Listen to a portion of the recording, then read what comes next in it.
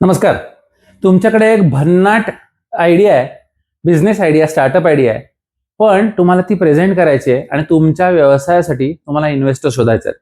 मग तुम्ही काय करता? पॉवर पॉइंट प्रेझेंटेशन करता, त्याच्यामध्ये माहिती मांडता आणि चकाचक इंग्लिशमधलं एखादं छानपैकी असं भाषण लिहून काढता आणि ते तुम्हाला पिच करायचं असतं इन्व्हेस्टरकडे. पण ऐका, हे महत्वाचं नाहीये. इन्व्हेस्टरना हे समजलं पाहिजे की तुमच्या व्यवसायामध्ये त्यांनी काय इन्व्हेस्ट करावं. For example, a great idea is not enough. How to pitch a business idea ह्याच्यामध्ये why should someone believe this business can work? हा व्यवसाय चालेल ह्याची खात्री कोणाला का वाटावी, हे आपण आज बघणार आहोत. कुठली आयडिया पिच करताना द पिच फॉर्म्युला वापरायचा. म्हणजे काय? तर सगळ्यात पहिले बघा, हा आहे problem. What problem you are solving. तुम्ही प्रत्येक व्यवसाय हा कुठला तरी एखादा प्रॉब्लेम सॉल्व्ह करतो किंवा नीड, वॉन्ट अँड डिझायर यांना मीट करतो.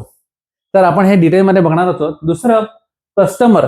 तुमचा नेमका ग्राहक कोण आहे हे लक्षात ठेवा. कधी कधी तुमच्याकडून गोष्ट विकत घेणारा तुमचा ग्राहक नसतो. फॉर एक्झाम्पल, एखाद्या मेडिकल शॉपमध्ये औषधं घ्यायला आलेला माणूस आहे, तो तुमचा ग्राहक नाहीये. तो कदाचित त्यांच्या वृद्ध आई वडिलांसाठी औषध घेऊन जात असेल, हो की नाही. पुढचं बघा, सोल्युशन काय आहे. म्हणजे काय की तुम्ही काय सोल्युशन तयार केलेत, व्हॉट यू हॅव क्रिएटेड. हे अगदी मोजक्या शब्दामध्ये अगदी सोप्या पद्धतीने मांडणं महत्वाचं आहे. कारण जे इन्व्हेस्टर असतात, खूप बिझी माणसं असतात, त्यांच्याकडे 5 किंवा 10 मिनिटं असतात हार्डली तुमच्या बोलायला. पुढचं आहे ऍडव्हान्टेज. ह्याची ऍडव्हान्टेज काय आहे. असं काय गोष्ट आहे की ज्याच्यामुळे ग्राहक तुमच्याकडे येतील आणि दुसऱ्याकडे जाणार नाहीत, हो की नाही. पुढचं आहे business. How will you actually make money. तुम्ही या आयडियावरून पैसे कसे मिळवणार आहात. म्हणजे बघा, खूप आयडिया छान असतात. म्हणजे मंदिरं स्वच्छ करायची आयडिया असेल किंवा पादत्राणं व्यवस्थित ठेवायची आयडिया असेल. चांगली आयडिया डझंट मीन चांगला बिझनेस आहे. चांगला बिझनेस तीच आयडिया देते ज्यांना अशी गोष्ट बनवतायची जी लोक विकत घेतील. पुढचा प्रश्न आहे की तुमच्याकडे काही प्रूफ आहे का याचं. म्हणजे बघा, एखादी आयडिया तुम्ही तयार केली आणि तुम्ही समजा याचा प्रोटोटाईप केलात किंवा छोट्या स्केलवर हे तयार करून बघितलं, तर तुम्हाला विश्वास मिळवणं फार सोपं होतं की नक्की तुमची आयडिया चालते की नाही आणि पुढे काय होणार आहे. आणि शेवटचा पॉइंट आहे आस्क. म्हणजे तुम्हाला काय आणि किती इन्व्हेस्टमेंट हवी आहे आणि तुम्ही त्या इन्व्हेस्टमेंटचं एक्झॅक्टली काय करणार आहात, हो की नाही. तर बघूया हे सगळं आपण कसं सॉल्व्ह करणार आहे. पहिला प्रश्न, प्रॉब्लेम म्हणजे काय. Start with the problem. तुमचा जो प्रॉब्लेम आहे तो व्यवस्थित डिफाईन झाला पाहिजे. तुमचं प्रेझेंटेशन आहे तर असं नाही चालू झालं पाहिजे की we have created an amazing product वगैरे नाही. प्रेझेंटेशन असं सुरू झालं पाहिजे की हा प्रॉब्लेम आहे आणि ह्याला असं सोल्युशन आम्ही तयार करतोय. फॉर एक्झाम्पल, या पूर्ण प्रेझेंटेशनसाठी आपण एक छोटूसं एक्झाम्पल घेऊया की मी एक छोटीशी टिफिन सर्व्हिस सुरू करणार आहे सकाळी. आणि टिफिन स्पेसिफिकली नाश्ता असणार आहे, म्हणजे जेवण नसणार आहे, नाश्ता असणार आहे. ओके, तर लेट्स डिफाईन की व्हॉट इज द प्रॉब्लेम. तर सकाळी कामावर जाणाऱ्या लग्न न झालेल्या माणसांना, म्हणजे बॅचलर्स जे असतात, अशा लोकांना चांगला नाश्ता उपलब्ध होत नाही आणि त्यामुळे मी नाश्त्याची सर्व्हिस देणार आहे. ओके, तर what is the problem define झालं. पुढचं झालं हू हॅज इट. तर मी याच्यात ऑलरेडी मेन्शन केलंय की माझा कॅटेगरी ही स्पेसिफिकली लग्न झालेले, म्हणजे बॅचलर असलेले कामावर जाणारी लोक आहेत. आता हीच का निवडली. तर हे बघा, वृद्ध लोकांना नाश्त्याची घाई असते का? नाही. मग बायकांना घाई असते का? किंवा बायका बहुतांश वेळेला एकट्या राहत असल्या तरी बाहेर आपलं करून घेतात. लग्न झालेल्यांत घाई घरून मिळू शकतं. तर माझा स्पेसिफिक कस्टमर मी आयडेंटिफाय केला, हू हॅज इट. हा प्रॉब्लेम कोणाला आहे? तर लग्न न झालेल्या लोकांना आहे. तर मी हे क्लिअर करतोय माझ्या आयडियामध्ये. How often does it happen. म्हणजे हा जो प्रॉब्लेम आहे हा रोज होतो का महिन्यातून एकदा होतो का आठवड्यातून होतो. हे बघा, हा जो आहे रिकरिंग प्रॉब्लेम आहे. रोज सकाळी आपल्याला भूक लागते, रोज सकाळी नाश्ता हवा असतो, बरोबर की नाही. आणि नाही, how many people, how are people solving it today. म्हणजे आज ह्या घडीला ह्याचं काय सोल्युशन आहे. तर तुम्हाला माहितीच आहे की वडापाव सेंटर आहेत, समोसे आहेत, इडली आहेत, वडे आहेत, असं सकाळी सगळेजण पोहे आहेत, हे खाऊन जातात. मग आपण काय वेगळं करतोय. तर हे बघा, आपल्याला एक न्यूट्रिशियस आणि छान नाश्ता द्यायचा आहे जो तेलकट नसेल, फॅट्स कमी असतील, हे सगळं असेल, अशा दृष्टीने आपण विचार करतोय. हा आपला प्रॉब्लेम स्टेटमेंट आहे and this is what we are going to solve. हे एक उदाहरण म्हणून मी घेतोय. फक्त तुम्हाला हे लक्षात आलं पाहिजे की काय मांडायचंय. परत एकदा रिपीट करतो. What is the problem, who has it, how often does it happen आणि how are people solving it today. हे तुमच्या प्रेझेंटेशन मध्ये एकदम क्लिअर झालं पाहिजे. पुढचं बघूया. की next who will pay you. तर हे लक्षात घ्या की एखादी समस्या असते, त्याला सोल्युशन तुम्ही दिलं तरी त्याच्यासाठी पे करायची शक्यता असली पाहिजे लोकांची. हे बघा, a business needs customer, not everyone. More precisely you define your customer, the easier it becomes to build price and sell. तर हे म्हणलं की समजा सगळेच खाणारे माझे कस्टमर असतील तर मला प्रिसाइजली टार्गेट नाही करता येणार. मला हे माहिती आहे की कामावर जाणाऱ्या लोक जे असतात त्यांना कमी वेळ असतो, त्यांना ते करायचं बहुतांश वेळेला बॅचलर आहेत तो उशिरा उठलेले असतात, त्यांना पटापट जाऊन 5 मिनिटात काहीतरी पिकअप करून पुढे जायचं असतं. मग माझं सगळं जे सिस्टीम आहे ती त्यांच्या दृष्टीने मी टेलर करणार. म्हणजे काय करणार, तर who uses it, be specific, name the role, industry, situation. याने मी खूप स्पेसिफिकली आधीपासून ते मेन्शन करतो. Next, who pays for it, the user and buyer are not always the same person. आता समजा हीच टिफिन सर्व्हिस मी मुलांसाठी केली असती समजा, तर माझं कस्टमर मुलं आहेत पण माझे पेमेंट करणारे मुलांचे आई वडील आहेत. लक्षात आलं. म्हणजे आपण कामावर जाणाऱ्या लोकांसाठीच्या ऐवजी बाहेर गावाहून इथे येऊन शिकणाऱ्या वसतिगृहात राहणाऱ्या मुलांसाठी सिस्टीम केली. तर हे लक्षात घ्या की who pays for it, the parents, आणि हु युजेस इट, द मुलं.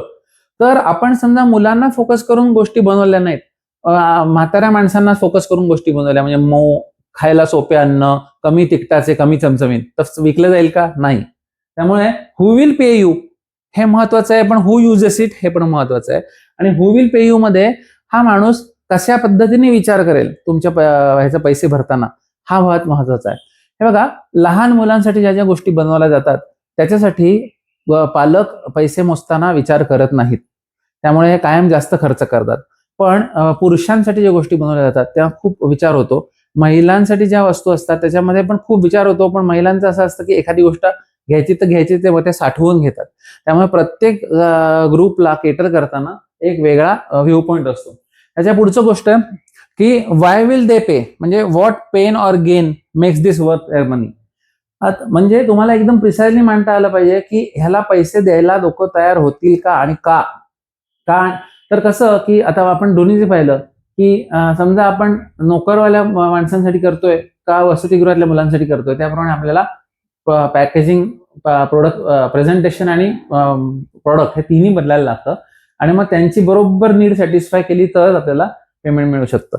तर who uses it, who pays for it, why will they pay, हे तिन्हीचा ऍड्रेस तुम्ही केलात की, आणि तुम्हाला हे लक्षात आलं की everyone is not customer, narrow your focus, sharpen your pitch, तुम्ही प्रिसाइजली तिथे अटॅक करू शकता जो तुमचा कस्टमर आहे.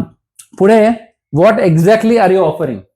हे बघा, तुम्हाला जेव्हा हे पिचिंग करताय तुम्ही, तेव्हा तुमचे जे इन्व्हेस्टर्स आहेत त्यांना एवढा वेळ नाहीये की तुम्ही तास, मी आता जसं ह्या प्रेझेंटेशन मध्ये बोलतोय, कित्येक मिनिटं मी बोलतोय तसं बोलायला. तुम्हाला खूप सोप्या पद्धतीने मांडायचंय. मग त्यासाठी तुम्हाला मी एक वाक्य देतोय बघा, we help dash dash solve dash dash by dash dash. म्हणजे काय, वी हेल्प, आपले जे कस्टमर आहेत त्यांचं नाव, सॉल्व प्रॉब्लेम बाय हे. आता ह्याच्यामध्ये काय करणार आहे, we help working bachelors solve their nutritious breakfast problem by providing a packed tiffin solution. Okay नाही, असं म्हणलंय, your audience should understand your business within a few seconds, if they need second explanation simplified further. म्हणजे काय की अगदी एकदाच explain करून तुम्हाला हा पूर्णपणे तुमचा बिझनेस आयडिया एक्सप्लेन करता आला पाहिजे. त्यासाठी हे टेम्पलेट आहे. आणि तुम्हाला परत परत सांगायला लागत असेल तर तुमच्या पहिल्या एक्सप्लेनेशन मध्ये थोडासा प्रॉब्लेम आहे, त्याला रिफाईन करा. आता बघा, सिम्प्लिसिटी बीट्स इम्प्रेसिव्ह. म्हणजे तुम्हाला खूप भारी, खूप इम्प्रेसिव्ह असं काहीतरी पिच तयार करायचं नाहीये, सोप्या शब्दात मांडायचंय. अगदी लहान मुलांपासून म्हाताऱ्यांपर्यंत प्रत्येकाला तुमचा बिझनेस काय आहे ते एका वाक्यात समजलं पाहिजे. पुढे बघूया की वाय यू, म्हणजे customers already have alternatives. Your competitors may be other companies, existing products, traditional methods, or simply doing nothing. Why will someone choose us? म्हणजे काय की आता टिफिन सर्व्हिसच, तुमचीच टिफिन सर्व्हिस मी का घेऊ. तर ह्याच्यासाठी तुमच्याकडे ठोस उत्तर पाहिजे. तर काय होऊ शकतं, तर एकदा तुमची गोष्ट चीपर आहे, म्हणजे लोअर कॉस्ट आहे. पण जनरली तुम्ही बघा तुमचा व्यवसाय कसा आहे त्यावरून तुम्ही ठरवायचं हे चीपर म्हणून येतील का लोक. जनरली अन्न चीपर आहे, स्वस्त आहे म्हणून खाणारे कमी असतात, अन्न चांगल्या क्वालिटीचे आहे म्हणून खाणारे जास्त असतात. पुढचं बघा, फास्टर, क्विकर टू डिलिव्हर. आता मी तुम्हाला मगाशी म्हणलं की आपला जो सॅम्पल बिझनेस आपण घेतलेला आहे त्याच्यामध्ये हे लोक उशिरा उठतात आणि ऑफिसकडे पळतात. त्यामुळे तुमचं क्विकर असेल, फास्टर असेल तर तुम्हाला डेफिनेटली इथे पॉईंट मिळणार आहे. त्यामुळे तुम्ही चीपर नसाल पण फास्टर असाल तर डेफिनेटली इथे महत्वाचं आहे. पुढचं बेटर, सुपिरियर, म्हणजे अन्नाच्या बाबतीत बघा, ब्रेकफास्ट इतका सुंदर असला की घरची आठवण यावी असा जर असेल तर 100% तुमच्याकडे कस्टमर टिकणार आहेत. त्यामुळे आपल्या एक्झाम्पलमध्ये फास्टर आणि बेटर हे आपल्याकडे जे स्ट्रॉंग पॉईंट असले पाहिजेत. आणि लास्ट, मोर ट्रस्टवर्दी, रिलायबल, प्रूव्हन, क्रेडिबल. म्हणजे काय की एकदा तुमच्याकडून अन्न खाऊन माणूस गेला की ह्यांना लक्षात आलं पाहिजे की अरे ह्यांची क्वालिटी कन्सिस्टंट असते, सेम असते आणि ह्यांच्याकडे सेम गोष्ट कायम मिळते घरच्या सारखी. म्हणजे रिलायबिलिटी वाढत जाते. आणि तुमचा ह्या पॉइंट्स मधून वाय यू हे एक्सप्लेन करताना तुम्हाला अशा प्रकारचे पॉइंट तुमच्या बिझनेस बद्दल एक्सप्लेन करता आले पाहिजे. तर नेक्स्ट बघूया, how will you make money. म्हणजे काय, an idea becomes a business when money changes hands. Know your basic numbers cold. आता ह्याच्यामध्ये काय आहे की what are you selling, who pays, what is the price, what does it cost you and how much do you make. हे जे प्रश्न असतात हे तर महत्वाचे असतात. पण सगळ्यात महत्वाची गोष्ट आहे युनिट इकॉनॉमिक्स. युनिट इकॉनॉमिक्स म्हणजे बघा, तुमच्या मॅन्युफॅक्चरिंग कॉस्ट काय आहे किंवा प्रोडक्शनची कॉस्ट काय आहे, तर 100 रुपये. दुसरं काय आहे, सेलिंग प्राइस काय आहे, तर 180 रुपये. आणि ग्रॉस प्रॉफिट काय आहे, तर 80 रुपये. हे एकदम तुम्हाला क्लिअर पाहिजे.